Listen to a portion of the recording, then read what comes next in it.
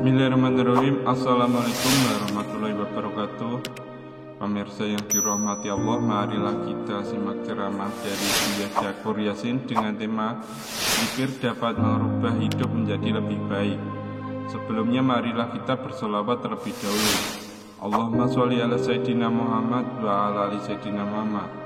Marilah kita doakan semoga almarhum Buya Syakur Yasin diberikan tempat terbaik di sisi Allah Subhanahu wa taala. Amin ya rabbal alamin. Wa aktsir min dzikrillah daiman, dan juga banyak berzikir kepada Allah Subhanahu wa taala. Apa energi yang datang dari berzikir? Ya, saya kira mungkin saya sudah sering menguraikan berulang-ulang. Tapi minimal orang berzikir ini adalah satu. Kalau kita lagi pusing, lagi sedih, lagi marah, segala macam, Pak, jangan seger-seger lah. Ambil tasbih, baca apa yang suka kita baca. Mau subhanallah, mau astagfirullah, mau alhamdulillah, cek tasbih subhanallah, subhanallah, subhanallah, subhanallah. Ini minimal kita akan mengalihkan perhatian kita dari hal-hal yang menjengkelkan tadi, ya kan gitu. Dengan kita berkonsentrasi menyebut nama Allah, itu minimal kejengkelan kita, kekecewaan kita bisa berkurang. Ya, mengalihkan perhatian. Ya, mengurangi kejengkelan, mengalihkan perhatian, dan juga namanya mengejam gelombang. Gelombang itu dijam supaya energi-energi negatif itu tidak masuk ke dalam diri kita. Gimana sih jam itu? Artinya ditembakkan di udara supaya gelombang itu jangan masuk. Mungkin bapak-bapak yang sudah seusia dengan saya mungkin masih ingat dulu waktu Indonesia berkonfrontasi dengan Malaysia. Ingat kan? Di situ ada larangan tidak boleh nyetel radio Malaysia. Waktu itu masih menggunakan gelombang shortwave, ya, SW, ya, cukup pakai anten. Nah, ini oleh pemerintah udaranya ini ditembak, jus gitu, sehingga siapapun nyetel radio Malaysia maka akan terganggu oleh suara, oleh gelombang yang menyebabkan suaranya tidak jelas, kerasak krosok gitu. Jadi berzikir ini sendiri pun bisa mempunyai fungsi seperti itu. Jadi rasa kejengkelan kita, kemarahan kita, energi yang masuk dari gelombang ini bisa dijam sehingga tidak masuk. Itu mesti kita jelaskan. Sehingga sekalipun ada orang mengatakan ya percuma dikir-dikir juga, hanya mulutnya saja murumutuk dikaruan kedergah umpamanya gitu, hatinya mengembara kemana-mana. Di sini saya ingin mengatakan lumayan berzikir dengan mulutnya juga, syukur-syukur dengan hatinya. Kalau dengan mulutnya saja lumayan, mudah-mudahan saja dari mulut lama-lama turun ke hati. Setuju gitu? Ya, gitu aja kok. Jangan menganggap ringan, mesti ada manfaatnya. Jadi kita ini jangan begini.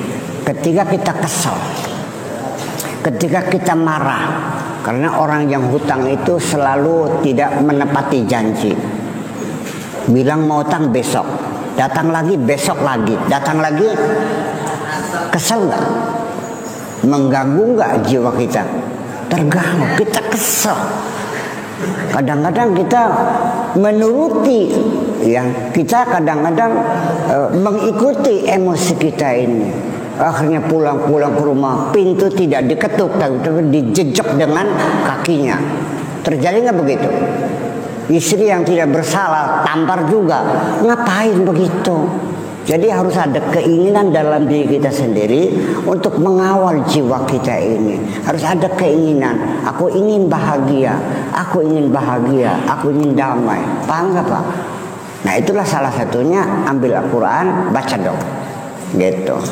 Jadi kalau kita sedang marah, pernah saya katakan bahwa kalau lagi marah itu coba ambil posisi. Ambil posisi yang berbeda. Kalau tadinya kita berdiri, cobalah kita duduk. Kalau orang marah itu lututnya bergetar, jantungnya berdebar-debar. Untuk mengurangi getaran-getaran itu, cobalah duduk. Setelah duduk, kalau seandainya masih marah juga, cobalah ambil air wudhu.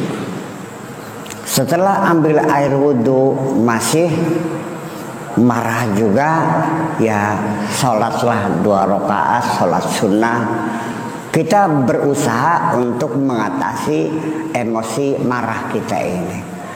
Kalau sudah sholat masih marah juga, ya cobalah mandi sekalian supaya sesuai. Kalau sudah mandi masih marah juga, sekalian saja ngenter ningkali manuk. Guyon nih Mbak, guyon. Ya gitu. Nah kalau itu masih marah, ini ambil Al-Quran, baca. Ya, alaika biqiraatil Quran mutadabbiran.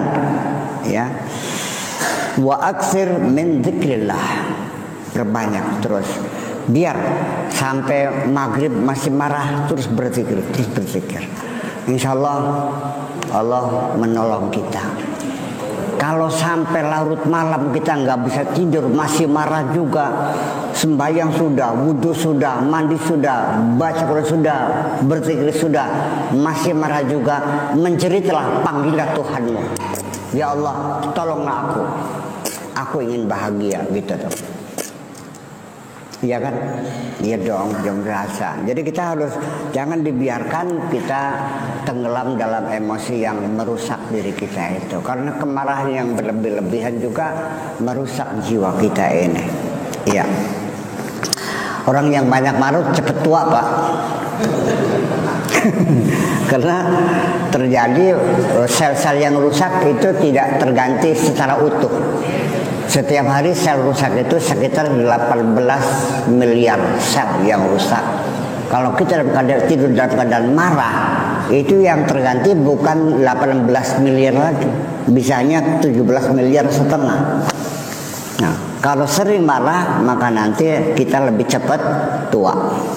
Maka silakan lihat di cermin wajahmu gimana, apa wajah seperti itu sesuai dengan umurnya atau lebih tua dari umurnya. Kalau lebih tua berarti Anda mengidap penyakit marah ironis.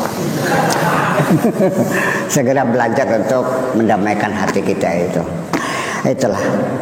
Kemudian untuk menggapai bahagia, kiat yang lain yaitu ahsin ilan nas bi anwa'il ihsan yang sareh sadruka.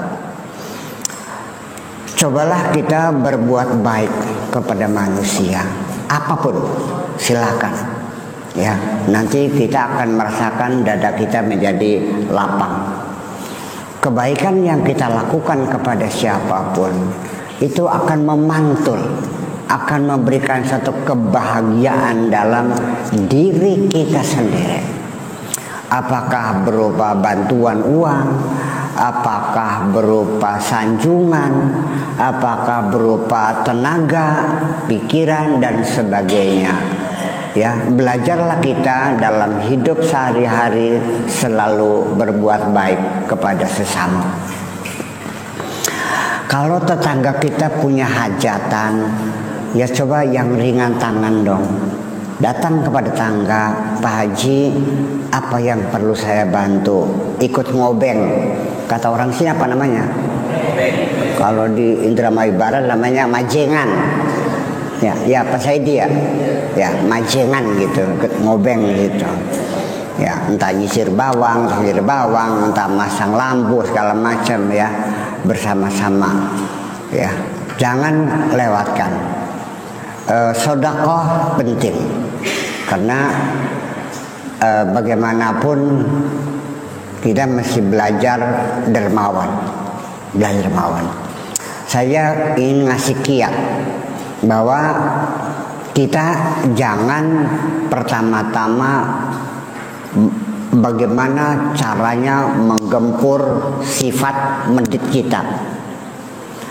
Bukan begitu caranya. Untuk menggempur sifat medit kita, kiat yang paling efektif kita membangun kedermawanan kita. Karena semakin besarnya kedermawan, maka meditnya semakin kecil. Karena sifat itu sepasang. Allah bikin sifat medit ditaruh di dalam diri kita. Tapi Allah juga bikin sifat dermawan ditaruh di dalam diri kita. Jadi ada meditnya, ada dermawannya. Allah juga ngasih sifat rajin, tapi Allah juga bikin sifat pasangannya malas. Ya. Allah ngasih sifat kita kepedulian, tapi Allah juga bikin sifat cuek. Di situ kedua sifat itu bersaing, ya, berlomba, kan gitu. Maka itu tidak selalu dalam keadaan stabil. Kadang-kadang kita lomang, kadang-kadang medit, tergantung kondisi psikologis kita. Umpamanya pada bulan puasa kita dalam keadaan seharian lapar dan dahaga. Betul? Kenapa di waktu bulan puasa kok kita punya kepedulian yang hebat sekali, sehingga dapur tetangga yang tidak mengeluarkan asap itu diperhatikan? Bayangkan, di Ite kok nggak ada kebul-kebulnya sih. Kita suruh anak-anak coba lihat, suruh dilihat.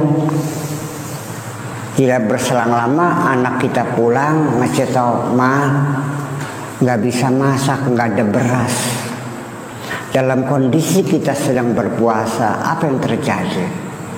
Kita bukan hanya sekedar lalu mengirimkan beras, tapi kita mengirimkan beras sambil menangis kok. Betul gak? Masya Allah, melas. Bayangkan, bisa terjadi kan? Nah, kenapa kerohanian kita muncul? Nah, karena pada bulan puasa jasad kita ditindas. Ya, ingin makan ditahan, ingin minum ditahan, ingin tidur ditahan. Ketika jasad ditindas, maka rohani kita ini bangkit. Itu salah satunya. Tetapi juga kalau kedermawanan itu juga mengandalkan ini, ya berarti kita setiap harus puasa dong. Ya kan? Nah, walau bagaimanapun kita pasti ketika akan mendermakan apapun, ada sesuatu yang berbisik di telinga kita, ada yang noel-noel kepala kita. Setuju nggak nih?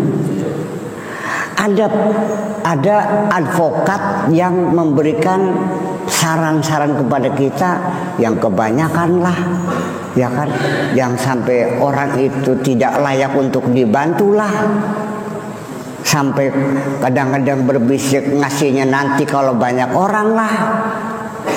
Ada yang bilang kebanyakan, ada yang nanti bilang lagi separuh juga cukup, itu kebanyakan. Terasa begitu nggak? Saya pas mau membantu orang, jujur nih mak, saya sama. Kenapa? Ya karena kamu tidak pernah memperhatikan, itu persoalannya. Iya. Nah itulah makanya saya kasih kiat nih. Pengen dermawan nggak? Pengen saya kasih kiat. Oke. Kalau bapak kehilangan uang 1 juta, kecewa nggak? Kecewa. Kalau 500.000,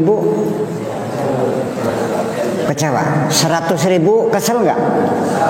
50.000, 10.000, hilang 2.000 kecewa nggak? hilang duit 2.000, entah lupa naruhnya di mana, jatuh di mana, lah mana udah 2.000, kecewa enggak? Enggak.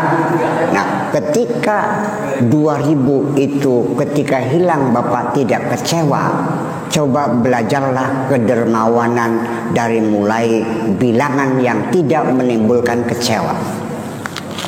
Dah 2.000 aja dulu. Sirama kadar kelasnya kelas 2.000 kan ke. Ya daripada tidak ya kan. Kalau 10.000 masih sayang, coba 5.000 masih sayang, coba 2.000. Nah, nanti disitulah kita belum tentu yang ngasih 1 juta akan lebih banyak nilainya daripada yang 2.000. Ternyata yang 2.000 ini kita keluarkan dalam kondisi ikhlas yang bukan main. Karena kita sudah tidak lagi mengingat-ingat bahwa saya pernah sedekah 2.000 kepada orang itu. Kita lupa. Semua kebaikan yang sudah kita lupakan itu pertanda sudah diterima oleh Allah Subhanahu wa ta'ala. Tapi kebaikan yang masih kita ingat, masih segar dalam pikiran kita, itu pertanda amal kita belum diterima oleh Allah. Masih di atas meja. Bisa-bisa ada pembantu tidak ngerti, dia rawut dibakar akhirnya. Jadi amal kebaikan kita yang sudah kita lupakan itu artinya sudah disimpan oleh Allah di dalam laci dan kita sudah tidak ingat lagi. Jadi artinya bahwa kenapa kita ingin hidup bahagia kok harus banyak berbuat baik? Ya nanti duitnya berkurang. Ya 1 juta dikurangi 1.000, 1 juta enggak? Kurang kan? Nah makanya Bapak sekalian, dalam bermasyarakat ini jangan kita menghitungnya dengan matematika jadul. Sekarang sudah saatnya kita menggunakan matematika kuantum, bahwa 1 juta dikurangi 1 tidak selalu berkurang. Dalam hitung-hitungan ilmu sosial itu matematikanya matematika sosial.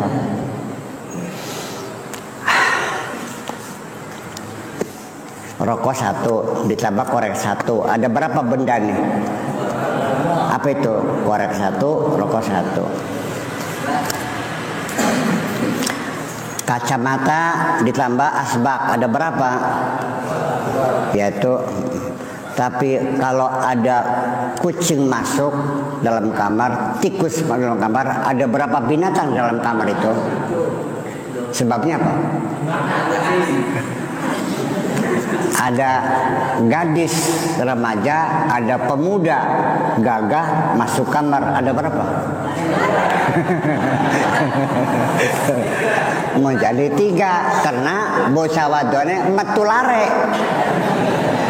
Tahu metulare? Keluar anaknya, berarti 3. Jadi jangan dikira bahwa sedekah kita itu mengurangi rezeki kita. Tidak. Ya. Masih ingat pengajian pertama dulu ya, waktu di kapan pertama kali itu? Bahwa ada seorang sahabat yang usahanya maju. Kata Nabi, bagaimana entenya memanage usaha kok bisa terus berkembang maju? Apa rahasianya? Dia katakan bahwa saya ini ya Rasulullah, rezeki saya bagi 3. Keuntungan saya 90 juta umpamanya, 30 juta buat nambah modal, berarti setiap saat usaha saya tuh semakin besar. Yang 30 juta saya nikmati, saya dan anak istri. Yang 30 juta buat bagi-bagi fakir miskin di sekitar kita ini. Rasulullah bilang, kalau begitu caranya, siapapun nanti umatku yang membagi rezekinya seperti ini, aku langsung yang akan mendoakannya. Paham Pak? Pengen beli di itu karena Kanjeng Nabi. Ya wis aja bentit gitu. Ya. Nah, lalu secara interaksi psikologisnya gimana orang berbuat baik kok membawa kebahagiaan? Betul. bahwa setiap kejahatan yang kita lakukan selalu mendatangkan siksa.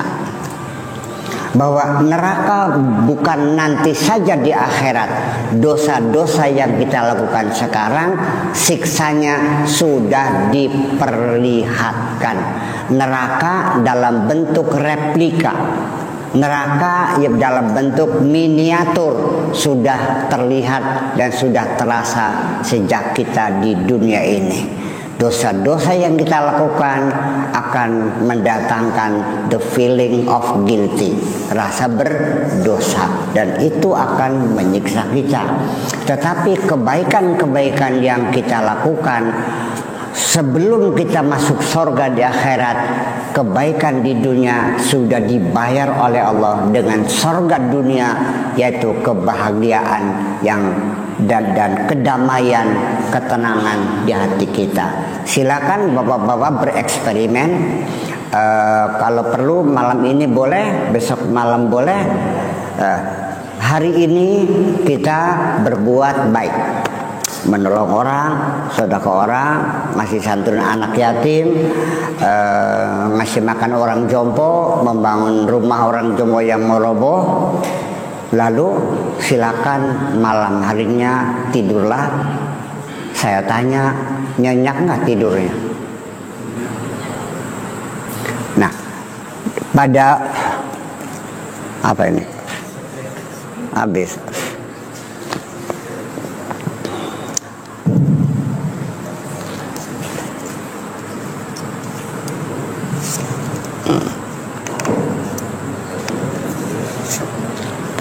Oke, pada kesempatan lain Bapak silakan membunuh orang atau merampok rumah orang, lalu malamnya tidurnya nyenyak enggak? Tahu bedanya? Wis kalau menang nyobalah. Iya, itu artinya bahwa kebaikan yang kita lakukan, iya, fahal jazaul ihsan illal ihsan. Tidak ada bayaran balasan kebaikan kecuali dengan kebaikan. Bukan itu saja, semua kebaikan yang telah kita berikan kepada orang lain, di samping yang jelas memberikan kedamaian di hati, percayalah, orang yang kita baiki tidak akan pernah melupakan kebaikan kita, dan dia menunggu kapan saatnya saya membayar budi baiknya itu. Tapi ada juga orang yang tidak tahu bersyukur kepada Allah. Kebaikan orang itu tidak dihormati. Untuk itu mereka berjanji, enggak usah khawatir, Allah akan membalas kebaikanmu. Tidak mesti melalui orang yang pernah kau baiki. Bisa jadi orang lain yang baru kenal kok. Mari kita perhatikan dalam kehidupan sehari-hari. Sering nggak kita ditolong oleh orang yang tidak pernah kita kenal? Pernah nggak? Baru kenal, dia menolong kita. Si kunyuk-kunyuk yang dulu kita bantu, nggak ada yang bantu. Pernah begitu nggak? Itulah kehidupan. Tapi percayalah bahwa kebaikanmu jangan selalu berharap dari orang yang kita baiki. Mengapa? Karena itu nanti akan menimbulkan kekecewaan yang sangat dalam di dalam hati kita. Kalau begitu nanti malah justru kebaikan kita tidak membawa kedamaian, malah kebaikan kita seperti itu malah menimbulkan kekecewaan yang sangat dalam. Itu jangan berharap. Makanya Kanjeng Nabi bersabda, dawuh Kanjeng Nabi, ittaqi syarraman ahsanta ilaih. Waspadailah kejahatan orang yang pernah engkau baiki. Kenapa diwaspadai? Karena kejahatan orang yang pernah kau baiki akan menimbulkan rasa sakit hati yang sangat mendalam. Kalau bapak dijahati anak bapak, kecewa enggak? anak kita sendiri dilawan, dikhianati anak sendiri yang dulu hasil nyebokin kita, nyusui kita, kita biayai semuanya, kok setelah besar jadi kurang ajar semacam itu, kecewa enggak? Sedang sangat kecewa. Nah, kalau yang lawan anaknya orang lain, kecewa enggak? Kenapa tidak kecewa? Karena kita tidak pernah berbuat baik. Jadi kalau begitu, kalau kita masih berharap imbalan dari orang yang kita baiki, maka tidak mustahil kita akan dikecewakan oleh orang itu. Jadi berbuat baik yang betul-betul ikhlas lillahi ta'ala. Itu. Kun suja'an, jadilah engkau orang yang berani. La wajilan, nggak usah pemalu, nggak usah malu, jangan malu. Ya. Khaifan, jangan takut. Yang berani, jangan malu, jangan takut. Fasyujau mensyarih sadar, orang yang berani itu dadanya lapang. Jadi ketika Allah pun berfirman alam nashrah laka sadrak, itu maknanya Allah menanamkan keberanian kepada Kanjeng Nabi untuk menghadapi kehidupan ini. Langkah jagat sangar Kanjeng Nabi mah, nggak ada yang ditakuti. Itu bagaimanapun juga kehidupan ini ujungnya akan dimiliki oleh orang-orang yang gagah berani. Mereka yang pengecut, mereka yang berhati kecil, yang berdada sempit, tidak ada tempat untuk hidup ini. Semuanya digulung semuanya oleh orang-orang yang berani dan gagah perkasa. Keberanian diperlukan apapun. Jangan sekali-kali kita melakukan sesuatu dengan gamang, was-was, ragu-ragu, bimbang. Ngapain? Ya, untuk menanamkan kebenaran itu juga jangan salah paham. Orang itu berani ini dasarnya adalah benar, betul nggak? Kalau kamu salah dan berani itu namanya membabi buta. Salah kendeng pisan, aduh gitu. Gimana lagi? Ya ini kadang-kadang asal berani, ya enggak dong. Berani juga tuh bukan tahawur, bukan sembarangan. Berani tetap masih dalam koridor kewaspadaan, hati-hati dan perhitungan. Orang berani itu bukan membabi buta. Dalam keberanian kita menghadapi musuh, bukan sekedar berani maju, tapi juga berani mundur. Ya kalau setelah kita kirim spionase di barisan musuh, ternyata tentaranya jauh lebih besar. Tentara kita 1.000, di sananya 10.000. Ya sudah, amit-amit, jangan dulu maju dong. Ya, penundaan kita menyerang musuh itu bukan pengecut, ya. Karena berani itu juga penuh dengan perhitungan. Kalau enggak namanya membabi buta.